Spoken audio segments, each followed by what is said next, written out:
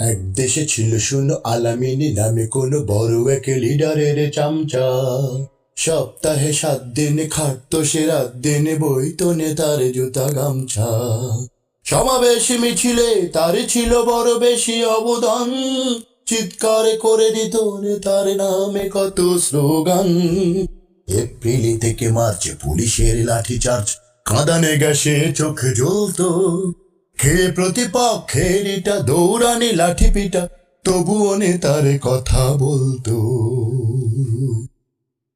একদিন নেতা তার পুলিশের হাতে হলো বন্দি, হাজার চেষ্টাতেও হলো না তো কিছুতেই সন্ধি। পেল না নেতা জামিন, ছুটে চলে আলামিন, চিৎকার দিয়ে বলে চলো ভাই। জয় যদি যাক প্রাণ দাও সবে স্লোগান, বন্দি নেতার মুক্তি চাই, মুক্তি চাই। মুক্তির মিছিলে ছুটে চলে আলামিন জোরে পায়ে, হঠাৎ গুলির আওয়াজ, আমিন লুটিয়ে পড়ে রাস্তায়।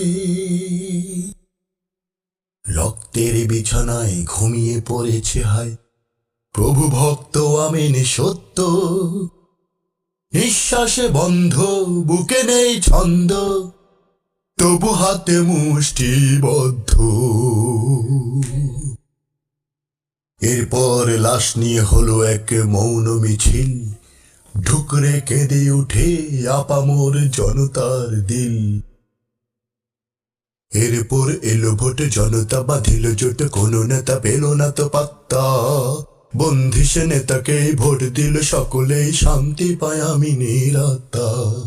আমিনের নেতা তাই ভোটে জিতে বসে হয় ক্ষমতায়, শহীদের কথা ভেবে বুক তার ভরে উঠে মমতায়। আমিনের কাছে ঋণী স্মরণ করেন তিনি আত্মবলিদানের কথা, এলে শাহাদত বার্ষিকী পালন করেন ঠিকই 1 মিনিটের নীরবতা। মৃত আমিনের জন্য বছরে 1 মিনিট নীরব, কিন্তু তার জীবিত বাবা মা ভাই বোনদের জন্য নেতা বছরের পর বছর লাগাতার করে যাচ্ছে নীরবতা পালন। হয়তো করবেন সারা জীবন। কিন্তু না, এই গল্প কিন্তু এখনো শেষ হয়নি। শুনলে আশ্চর্য হবেন, আমিনকে পুলিশ কিংবা প্রতিপক্ষের কেউ গুলি করে হত্যা করেনি। ওই নেতাই তার নিজস্ব ক্যাডার বাহিনী দিয়ে আমিনকে হত্যা করেছিল, কারণ ইলেকশনে জিততে তার একটা লাশের বড়ই দরকার ছিল। হায় রে রাজনীতি! আমরাও বোকা চামচার মতো নেতাদের প্রতি আছে বিশ্বাস, ভক্তি, প্রীতি। শুধু বুঝি না, বুঝি না কারে বলে রাজনীতি,